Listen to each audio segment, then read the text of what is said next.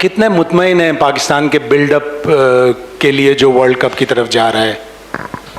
बिल्कुल, काफ़ी मेरे ख्याल से आप इसको हम अभी ज़ाहिर बात है जो पीछे हमारी जर्नी थी उसको कंटिन्यू करेंगे आगे। काफ़ी कुछ सीखने को मिला हमें एशिया कप से, ट्राई नेशन, उससे पहले सीरीज़ से हमने काफ़ी कुछ सीखा है। कोशिश करेंगे जो चीज़ें हमसे मिस्टेक हुई हैं आगे उनको आगे वाली सीरीज़ में उनको ओवरकम करने की कोशिश करें और अपनी वर्ल्ड कप की प्रिपरेशन को रेडी रखें।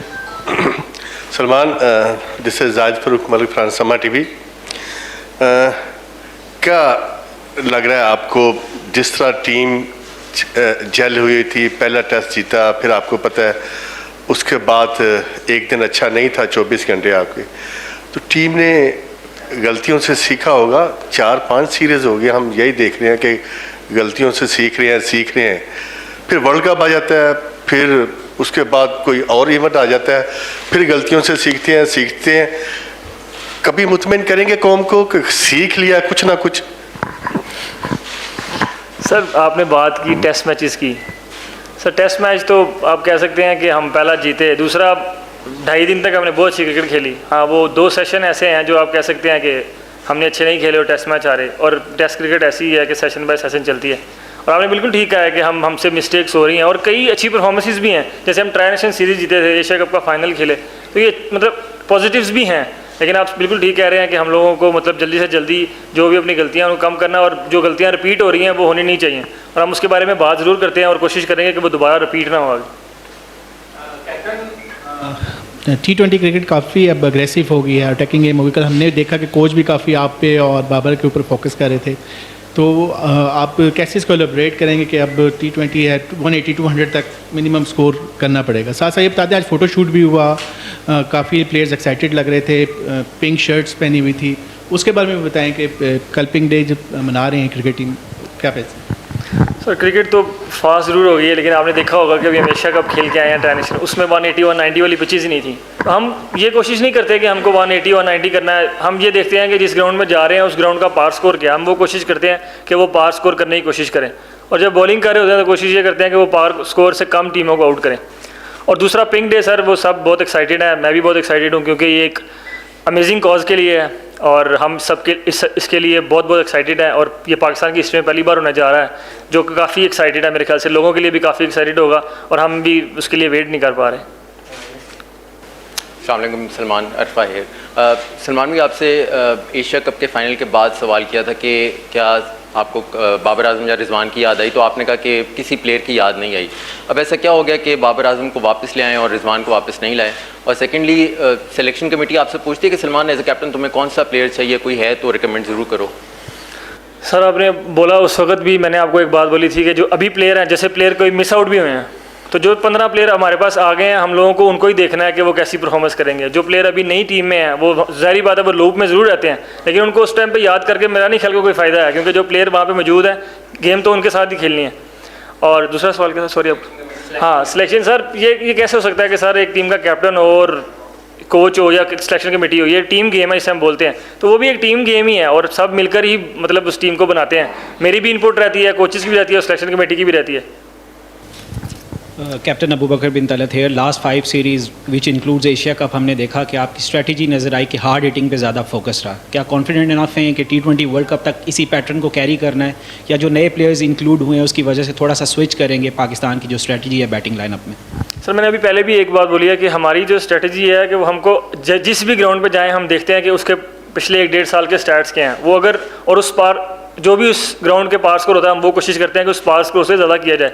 तो अभी भी वही सेम स्ट्रेटजी है और वर्ल्ड कप तक ऐसे ही रहेगी, क्योंकि हमको यही देखना है कि हम जिस ग्राउंड में जा रहे हैं उसका पास स्कोर क्या है और हमने उस पास स्कोर से 5, 10, 15 स्कोर ज़्यादा करना है, ताकि हमारी टीम, हमारी बॉलिंग साइड को उसका फ़ायदा हो। और जब बॉलिंग करते हैं तो कोशिश यही करते हैं कि उस पास स्कोर से कम करें ताकि हमारी बैटिंग को फ़ायदा हो। Salman Mushtaba from GTV। Team की तो हम बात करते रहते हैं, लेकिन आप अपनी परफॉर्मेंस अगर थोड़ी सी बताएं, बांग्लादेश फिर एशिया कप में आपकी परफॉर्मेंस, तो अब होम कंडीशन है, अब इसका फ़ायदा उठाएंगे आप? दूसरा, बाबर आजम के आने से कितना टीम में फ़र्क पड़ेगा? सर, बिल्कुल, आप बिल्कुल ठीक कह रहे हैं कि मेरी परफॉर्मेंस लास्ट 2-3 सीरीज़ से ऐसी नहीं है जैसी होनी चाहिए, और अभी होम कंडीशन है। आप कह सकते हैं कि हमें इन कंडीशन का ज़्यादा आइडिया रहता है और मेरी कोशिश जिस भी कंडीशन में जाऊँ, कोशिश ये रहती है कि मेरी परफॉर्मेंस से पाकिस्तानी टीम जीते, और अभी भी वही रहेगी कि मेरी कोशिश ये रहेगी कि मैं जो परफॉर्मेंस करूँ उससे टीम जीते। और Babar Azam sir world class player हैं, उनके आने से ये हो ही नहीं सकता कि किसी टीम को फ़ायदा ना हो। हमारी टीम को भी बहुत फ़ायदा होगा, उनका एक्सपीरियंस है, 100+ T20 गेम्स हैं और काफ़ी पाकिस्तान को लीड भी कर चुके हैं और रन भी काफ़ी बना चुके हैं, तो वो ज़रूर मतलब अपना जो एक्सपीरियंस है वो इस बैटिंग लाइन में ऐड करेंगे। उस्मान खान को टीम के अंदर ऐड किया गया है, उनको काफ़ी चांसेस पहले भी मिले, 15 की एवरेज है उनकी, 120 का स्ट्राइक रेट है, क्या आप समझते हैं कि एक अच्छी सिलेक्शन है या होना चाहिए टीम में?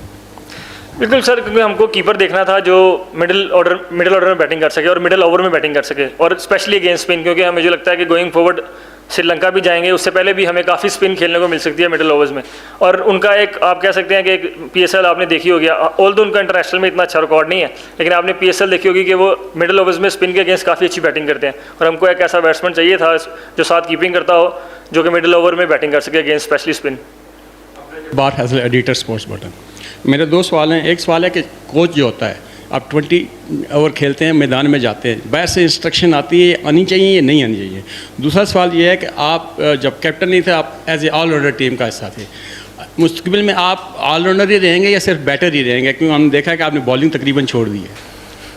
नहीं सर, समटाइम ऐसे होता है कि बाहर वाला जो बैठा है ना, वो गेम को मतलब हमसे बेहतर तरीके से देख पाता है, क्योंकि हम पे प्रेशर रहता है। और मुझे ऐसा कभी फील नहीं हुआ कि बाहर से मैसेज नहीं आना चाहिए, और वो इतने मैसेज सर भेजता भी नहीं है। मैं लोगों की देखा रहता हूँ कि मैसेजेस सर ऐसे कोई मैसेजेस वो आते नहीं है, वो कोशिश यही करते हैं कि ज़्यादातर मैं ही फैसले करूँ सारे, और मैं ही करता हूँ सर ग्राउंड में। वो उनका है नहीं ऐसा कोचिंग का वो कि बाहर से मतलब सारे मैसेज देते रहें।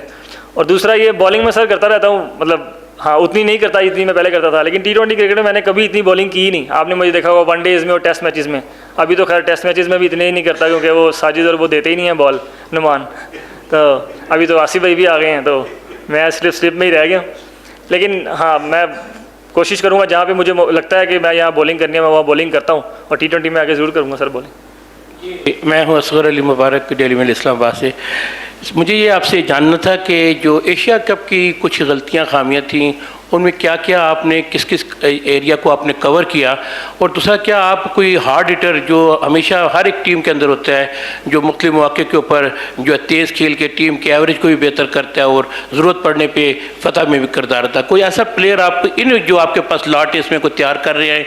आप खुद भी एक अच्छे ऑलराउंडर हैं सर। काफ़ी आप कह सकते हैं कि एक डेथ बॉलिंग ऐसी एरिया था जो हमको इम्प्रूव करना है, और स्पेशली मुझे लगता है कि जो हमारी बैटिंग में मिडिल ओवर्स की बैटिंग है ना अगेंस्ट स्पिन स्पेशली, वो हमको बेहतर करनी है। स्ट्राइक रोटेट पे काम करना है, और उस पर हमने अभी कैंप लगा था, उस पर किया भी है।